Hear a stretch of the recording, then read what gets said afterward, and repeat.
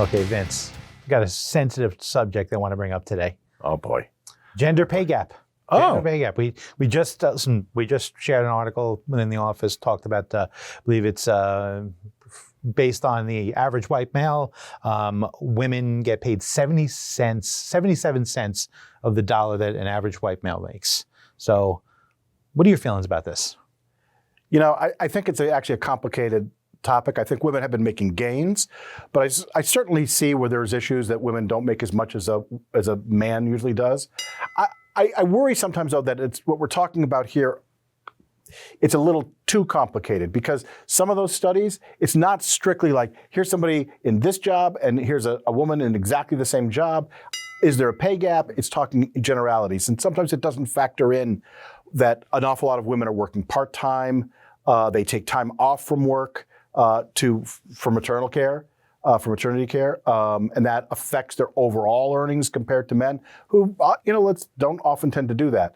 I always worry when we see these kinds of things, are we really factoring this in? We've got a lot of very accomplished women in the world, and especially in the mortgage industry. And it always seems to me that if you've got somebody who's really accomplished and you got another person who's really accomplished, if the woman is as accomplished as the man and you could get the woman for 75 cents on the dollar, why wouldn't we staff up with only women?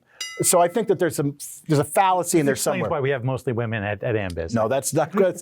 We do have a lot of very accomplished women, but I don't disagree that women as a demographic are underpaid compared to men. But I know that you've got an interesting idea along why this is the case. Yeah, and there's a couple of things. First off, I do think actually most of those studies don't actually focus on titles. They take all jobs, all pay. Right. But let's focus specifically about my personal experience. I win a lot of these. Let's make this a little bit about me. So I've had the pleasure of interviewing a lot of successful leaders in the mortgage business. One of the things that I've noticed about women is women, generally speaking, women at the top in the C-suite are more likely to share the credit with their team and their other people on their team. Whereas men, we take credit for everything. Right. And this I think actually causes a potential.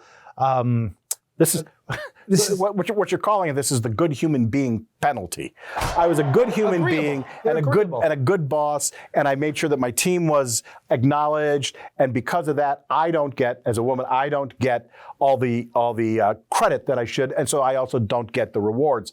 And the irony of that is that it's what makes women great leaders, and that's why we actually need more women in actually the leadership of the mortgage business. And of we could extend beyond that, corporate America, politics. There's a lot of discussions that we could have about that. I agree that I think it's good to have a lot of women in the leadership roles. I think your leadership roles in general ought to be diversified. I really do. I know there's a lot of people who don't want to hear about diversity and equity and inclusion stuff, but I think that diversity of opinion, diversity of experience, diversity of gender, diversity, in general, makes you a more well-rounded company. If the only thing you're doing is selling something to coal miners, frankly, having a bunch of coal miners on your board is probably a good idea. But if you're going to sell to a much broader, demographic, everyone in the country, you need to have better viewpoints. And listen, we have some of the best leaders in our company, I know, are the women who work here. Yeah. They're much better than you are. And with that, I think we're going to agree on most of this stuff. I will just add that I do wonder, again, at some of these studies, I know that women, I'm not sure that the gap is truly as much as it sometimes seems like it is, but I do know that we don't treat women in corporate America as well as we treat men, and we do need to change that. Well, and we are changing. And one of the things that I will say that's great about this industry is there have been a lot of groups that have come together to support women, to make sure that they understand actually that there's training, that there's opportunities out there. Hey, our own Mortgage Women magazine, we just launched a whole leadership council that we're looking for here, and a leadership group to support women in the industry and to bring people together. So we'll see how well that goes along. I'll admit, listen, sometimes we reach out to folks and we say, hey, you ought to be participating in these mortgage women initiatives. And they go, but I think that we've got to keep at it and they've got to keep at it because this isn't a critical demographic for the future of the industry. Agreed. This is the best part of the workforce. 100%. So, yeah. All right.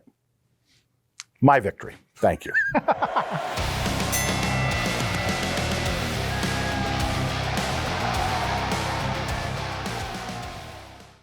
For more on these and all of today's top stories, go to nationalmortgageprofessional.com.